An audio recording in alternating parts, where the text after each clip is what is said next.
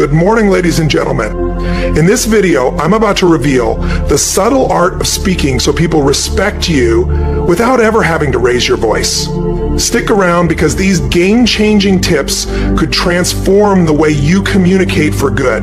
Trust me, you won't want to miss this. It's not about being the loudest, smartest, or most experienced. It's about how you speak. In this video, I'm spilling the tea on ways to speak so people can't help but respect you. Some of these will make you nod, others might make you squirm, but I promise they'll all change the way people see you, ready to level up your voice. Let's go one ditch the I'm sorry habit. Okay, let's talk about the two words that are ruining your life. I'm sorry, yeah, I said that. Stop apologizing for every little thing. It's not cute, it's not polite, and it's definitely not helping anyone. Respect you, controversial, sure, but let's break this down. When you apologize unnecessarily, you're not being polite, you're undermining yourself. It's like you're telling the world, hey, don't take me seriously, I'm already assuming I'm wrong. You're practically handing people permission to walk all over. You picture this. You walk in a room and say, sorry, I'm late, even though you're only 2 minutes behind because traffic was a nightmare. Now you framed yourself as the problem when honestly, life just happened. Or how about this classic? Someone bumps into you and you blurt out, oh, sorry. What are you sorry for? Being physically present? Let me tell you about the time I realized I had a full-blown sorry addiction. I was in a meeting and someone interrupted me. And guess what I said? Oh, sorry, go ahead, excuse me. Why was I apologizing for being interrupted? That was my turning point. So I started catching myself every time I was about to say, I'm sorry, I stopped and asked myself, do I actually owe anyone an apology, or am I just trying to soften the moment? Spoiler alert, 90% of the time, there was no reason to apologize. Apologizing when it's unnecessary isn't just a habit, it's a mindset. It's like you're apologizing for existing, for taking up space, for being human. And if you keep doing it, guess what? People will start to believe you. They'll see you as someone who's always in the wrong, someone who doesn't value themselves enough to stand tall. But here's the reality. You have every right to take up space, to express your opinions, and to make mistakes. Respect doesn't come from apologizing constantly. It comes from owning your presence and embracing your imperfections. So what can you say instead of apologizing? Let's rewrite the script.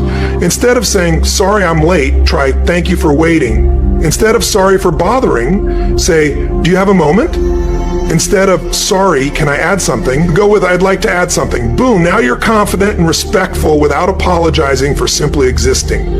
The next time you're about to say, I'm sorry, pause and ask yourself, do I truly need to apologize, or am I just trying to make myself smaller? Respect starts with how you respect yourself. Ditch the unnecessary apologies, and you'll be amazed at how people start to see and hear you differently. Now, let's talk about setting boundaries and sticking to them. Let's get straight to the point. If you're not setting boundaries, you're not being selfless, you're being spineless. Yeah, I said it. Before you get upset, think about it. How many times have you agreed to something you didn't want to do just to avoid conflict? How often have you allowed someone to overstep because you didn't want to appear difficult? Here's why. Boundaries aren't just nice to have, they're essential for respect. Boundaries aren't about keeping people away. They're about teaching others how to engage with you respectfully. Think of them as the rules of your personal game. No boundaries, no rules. And without rules, people will engage with you however they want. Spoiler alert, that rarely ends well for you. Let me make it simple. When you don't set boundaries, you're essentially saying, your comfort is more important than my peace of mind. Does that sound familiar? That's why you end up answering texts at 2 a.m. or working late because someone else failed to finish their task. Here's where it gets controversial. When you begin setting boundaries, people will get upset. Why? Because they're used to you bending over backward for them. Trust me, I've been there. One time I told a close friend I couldn't help them move because I had other plans. Their response? A guilt trip. Wow, I thought I was someone they could rely on, and for a moment I almost gave in, but then I realized it wasn't about me being a bad friend. it was about them not respecting my time, so I held firm to my boundary. And you know what? They found someone else to help, and we're still friends. And then I opened up the video camera and I showed my son again, the gloomy look in his eyes. People will adjust, but only if you hold the line. I'll never forget the day I realized my lack of boundaries was costing me my peace. I had this coworker who constantly dropped last-minute tasks on me. At first I would say, sure, no problem, because I wanted to be helpful. But soon I noticed a pattern. Every time I bailed them out, they'd do it again. One night, as I was staying late to fix their mistakes, I had an epiphany. Why am I prioritizing their disorganization over my own life? So the next time they tried it, I said, I can't help with that right now. You'll need to figure it out. Did they sulk? Yes. Did they manage on their own? Absolutely. And for once, I went home on time. Here's the truth. Boundaries aren't about being mean. They're about showing both yourself and others that your time, energy, and well-being matter. If you don't value your own limits, no one else will. But here's the other side. Boundaries aren't just for the people who respect you. They're also for those who don't. Setting boundaries helps you filter out people who aren't willing to treat you with dignity. And that's not selfish, that's self-preservation. Here's a tip. Don't over-explain. A simple no is enough. No excuses, no apologies. And here's the key, stick to it. Because if you cave, you're teaching people that your boundaries are negotiable. Also, practice saying no to smaller things. It's like a muscle. The more you use it, the stronger it gets. Start with something low stakes, like turning down an invitation you're not excited about. Once you realize the world doesn't end when you say no, it gets easier. Look, setting boundaries isn't easy. It's uncomfortable, and it's going to ruffle some feathers. But the alternative, living a life where everyone else's needs come before your own, is a fast track to burnout and resentment. So start small. Define what you need, communicate it clearly, and most importantly, stick to it. Because the only people who get upset about your boundaries are the ones who benefit from you having none. And honestly, good riddance. Set the boundary. Trust me, it's worth it. 3, master the art of pausing. You felt that, didn't you? That brief moment of tension when I paused. That's the power of silence. My friend, it makes people pay attention. But here's the thing. Most people are so uncomfortable with silence that they'll do anything to fill it. They overtalk, rush their points, and end up sounding like they're trying to sell something rather than just sharing their thoughts. But here's the surprising truth. The pause isn't empty. It's where your power lies. We live in a world that values speed. Fast talkers are often seen as confident, quick thinkers, but here's the catch. Fast doesn't always equal effective. When you speak too quickly without pauses, your words can become background noise, something people hear but don't really listen to. A pause, however, forces people to tune in. It creates anticipation. It's like music. Imagine a song that's just a constant stream of beats without any breaks. It would be overwhelming, right? A pause in music creates rhythm, and a pause in speech does the same. It's not about saying less, it's about making every word count. I wasn't always a fan of pausing. In fact, I was terrible at it. Back in the day, I thought I needed to prove myself with an endless stream of words, whether in meetings, conversations, or even on dates. I was always filling the air, thinking silence would make me seem unsure. Honestly, it didn't make me look smart or confident, it made me exhausting. There was this one time I was pitching an idea at work. I was so caught up in explaining every detail that I didn't realize people had checked out halfway through. Later, my manager pulled me aside and said, "You've got great ideas, but you don't give people time to process them." Ouch, right? That was my wake-up call. I realized I was doing all the work for my audience instead of trusting them to catch on. When I started practicing pauses, it felt strange at first, really strange. I'd say something, stop to let it sink in, and immediately want to jump in and explain myself. But over time, something incredible happened. People started paying more attention. Instead of zoning out, they were leaning in. They weren't just hearing me, they were listening. Here's the moment that really solidified it for me. I was giving a presentation, and I deliberately slowed down, adding pauses after key points. Afterwards, someone came up to me and said, That was so impactful. I felt like every word mattered. That's when I realized I was onto something. It wasn't just about what I said, it was about how I said it. Here's the deeper lesson. Pausing isn't just about speaking, it's about presence. It's about being so confident in your words that you don't feel the need to fill every moment with noise. A pause says, I trust my words to speak for themselves. That's a rare kind of confidence, and that's exactly why it commands respect. But it's not just about confidence. Pausing also teaches us patience. It forces us to slow down and let things sink in. And let's be honest, in a world that's always rushing, there's something powerful about someone who's willing to take their time. It shows they value their words and yours. Now let me address the critics, because I know you're out there. You're probably thinking, if I pause, people will think I'm lost or unsure. Let me flip that. For you, pausing doesn't make you look unsure. It makes you look deliberate. It signals to people that you're thinking, being intentional, and not afraid of a little silence. And if someone mistakes that for hesitation, that's their problem, not yours. The art of pausing isn't just about speech, it's about life. It's about knowing when to slow down, when to let things breathe, and when to let silence speak louder than words. So the next time you're tempted to fill the gaps with chatter, resist. Trust the pause. Lean into the discomfort. Because when you master the pause, you don't just earn respect, you own the room. And honestly, that's the kind of power you deserve. See what I did there for? Use humor without turning into a clown. Humor is like hot sauce. Used right, it elevates everything. Used wrong, ruins the whole dish. And let me tell you, nothing erodes respect faster than crossing the line from being funny to being a clown. I know that sounds harsh, but someone's got to say it. So let's break it down. How to use humor to earn respect instead of losing it. First, let's be clear. Humor is a fantastic tool. It breaks tension, builds connections, and can even make you seem smarter. Yeah, studies back that up. But here's the controversial part. If you're not careful, humor can backfire. Rely too much on jokes, especially self-deprecating ones, or constantly play the fool, and people will start seeing you as, well, a fool. And trust me, no one respects a punchline that doesn't know when to quit. Here's where it gets real. I used to be that guy, the one who always had a joke ready, even when the moment didn't call for it.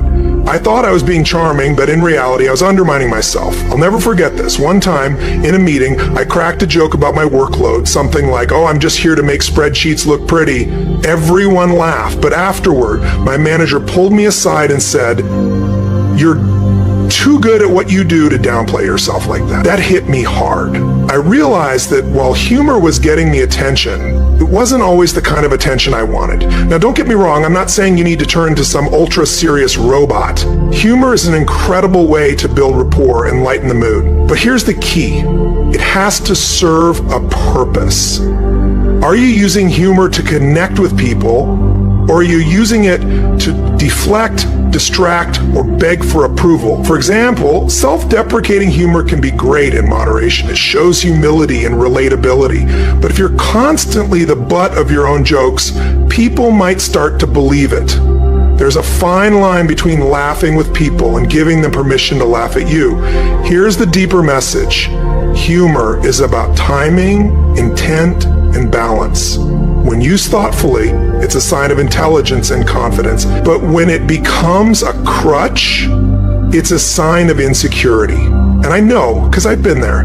There was a time in my life when I used humor to avoid difficult conversations. If someone gave me critical feedback, I'd crack a joke to deflect. If I felt uncomfortable in a serious discussion, I'd turn it into a laugh fest. And you know what happened? People stopped taking me seriously. I had to learn that respect doesn't come from being the funniest person in the room. It comes from knowing when to be serious and when to be lighthearted.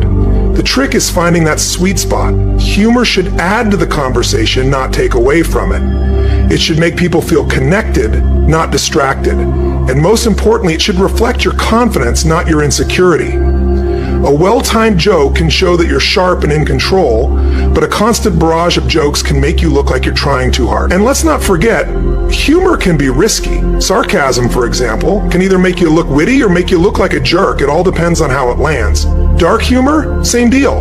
Know your audience, and for the love of all things, read the room. There's nothing more cringeworthy than a joke that bombs because it was tone deaf.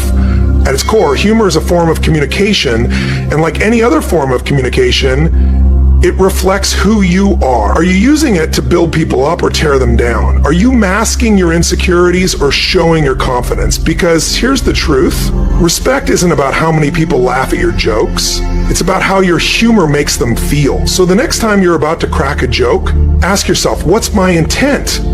Am I using humor to connect, or am I hiding behind it? Because when you strike that balance, when you use humor with purpose and confidence, you're not just funny, you're unforgettable. And hey, if all else fails, just remember, dad jokes are always a crowd pleaser, unless they're terrible, in which case, maybe rethink your strategy.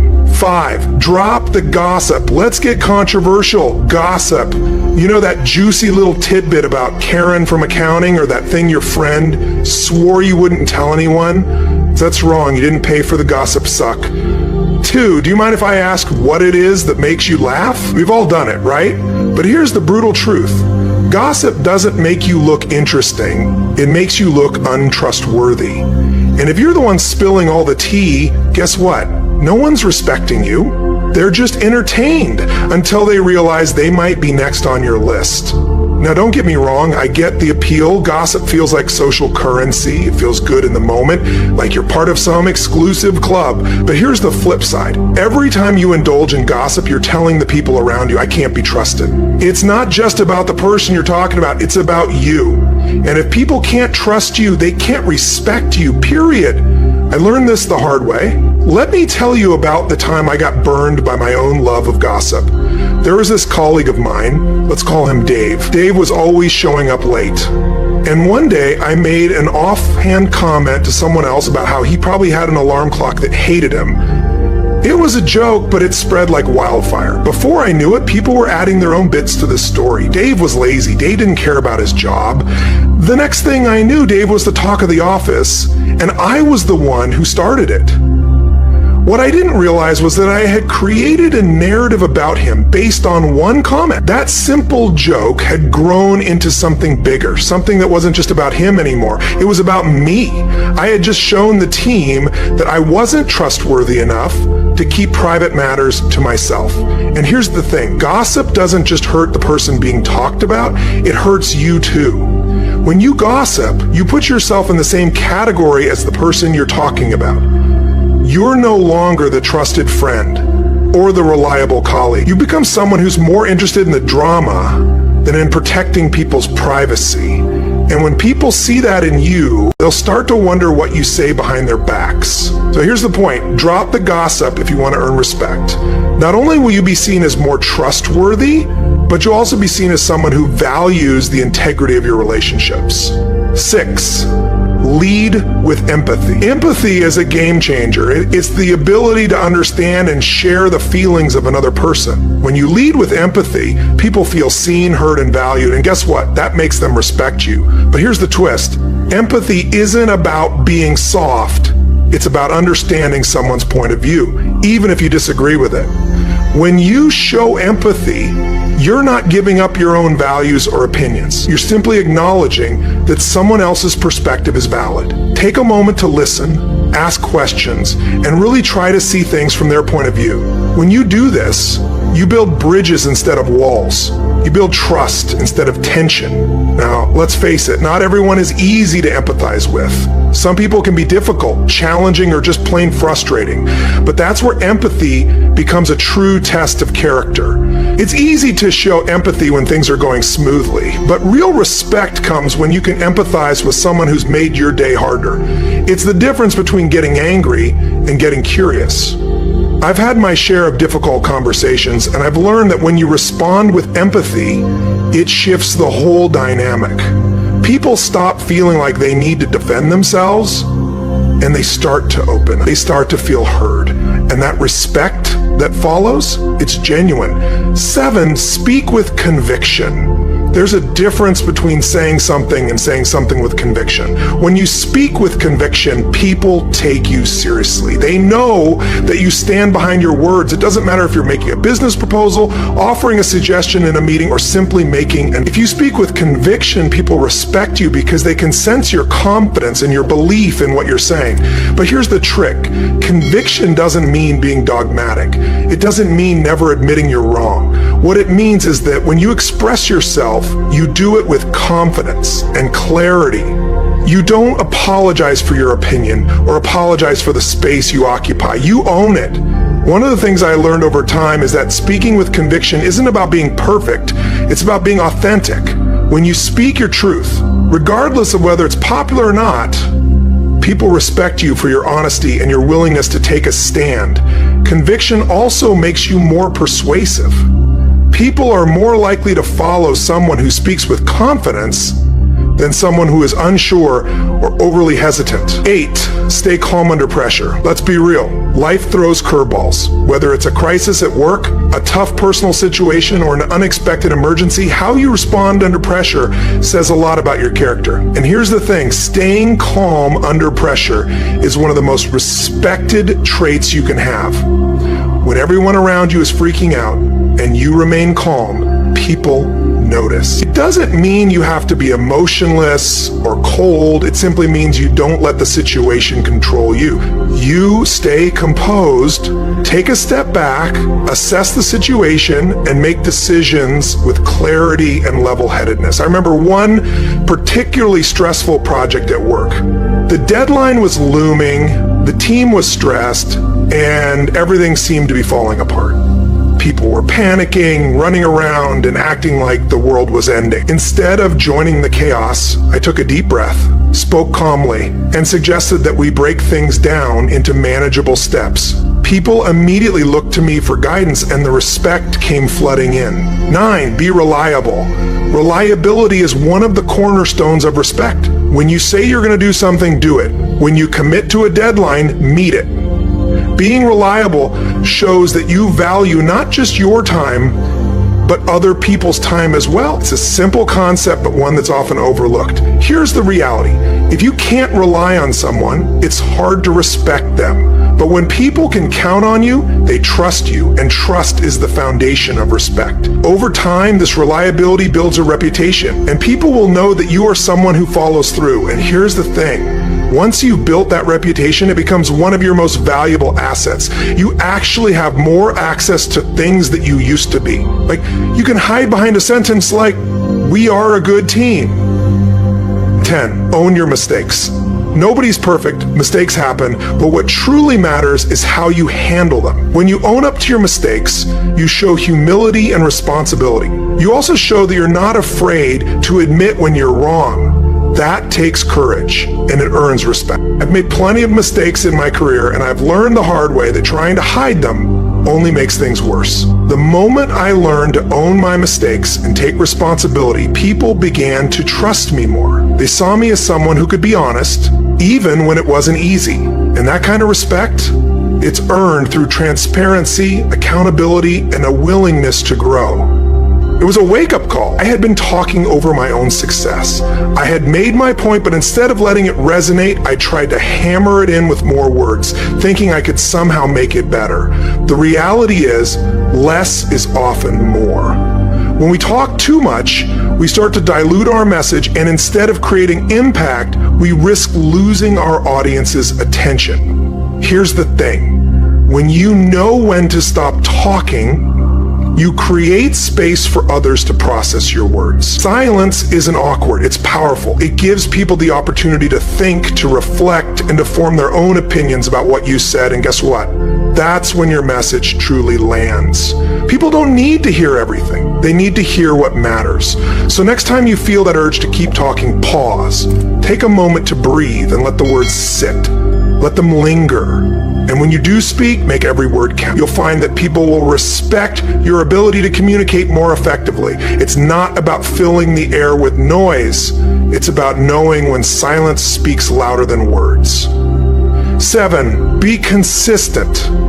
Consistency builds trust, and trust is the foundation of respect. People need to know that when you say you're going to do something, you're going to follow through. If you're the type of person who constantly shifts their opinions or changes their behavior depending on the situation, people will start to see you as unreliable. I've been guilty of this before, changing my stance on things depending on who I was talking to or what was convenient at the time.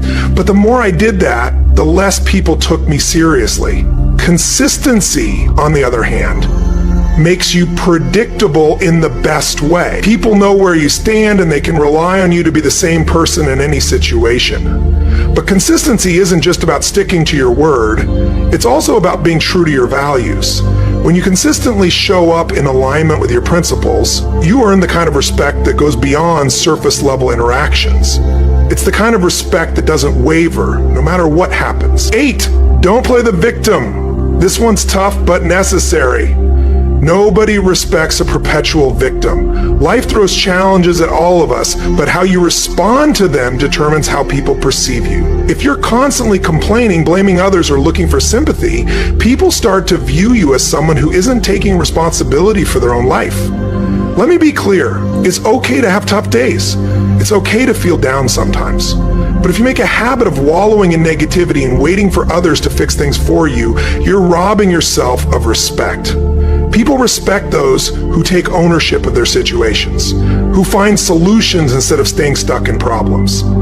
There was a time in my life when I was constantly blaming circumstances or other people for things not going my way. But once I took responsibility for my actions and focused on what I could control, things started to change. Not only did my confidence grow, but so did the respect others had for me. People started to see me as someone who was in charge of their own life, someone who didn't rely on others for validation or pity. 9, take care of your health. This might seem like a strange one, but trust me, when you take care of your body and mind, you send a message that you respect yourself. And when you respect yourself, others will follow suit. It's hard to command respect when you're not even taking care of your own well-being. You don't have to be a fitness fanatic or a health guru, but taking the time to eat well, exercise, and prioritize mental health shows that you're committed to being the best version of yourself. When you're well-rested, clear-headed, and strong, you show up as a more confident, capable person, and that commands respect. And 10, embrace vulnerability. Now, I know this one might seem counterintuitive. Vulnerability often gets a bad rap, but here's the truth. Being vulnerable doesn't make you weak. It makes you human, and people respect humans, not facades. When you open up and show your true self, your flaws, your struggles, your imperfections, you create a deeper connection with others. They see that you're not trying to be perfect. You're just being real. And that honesty and openness, it's one of the most respected traits you can have. There was a time when I thought I had to have it all together to be the perfect version of myself at all times. But once I allowed myself to be vulnerable, to admit when I didn't know something or when I was struggling, I found that people respected me even more. They appreciated my authenticity, and they felt more comfortable being real with me too. And how you use them, how you wield them, determines the kind of respect you command. It's not about perfection, it's about consistency, intentionality, and the courage to stand by what you say, even when it's uncomfortable. When you speak with purpose, when you master the art of pausing, when you know how to use humor wisely, when you refuse to gossip, and when you own your space with confidence, you become someone people genuinely respect. You're not just speaking to be heard, you're speaking to make an impact, to make people think, to leave a mark. Now, the key takeaway here is that respect isn't just given, it's earned. Moment by moment, word by word, action by action. It's about how you show up, not just in the big moments, but in the small interactions too. Whether you're at work, with your friends, or even at a family gathering, the way you communicate sets the tone for the respect you receive.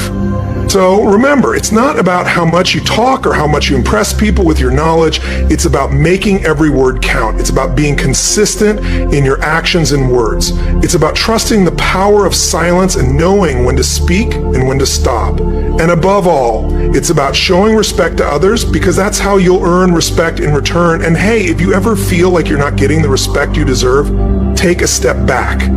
Evaluate how you're communicating. Are you speaking with clarity? Are you listening with intent?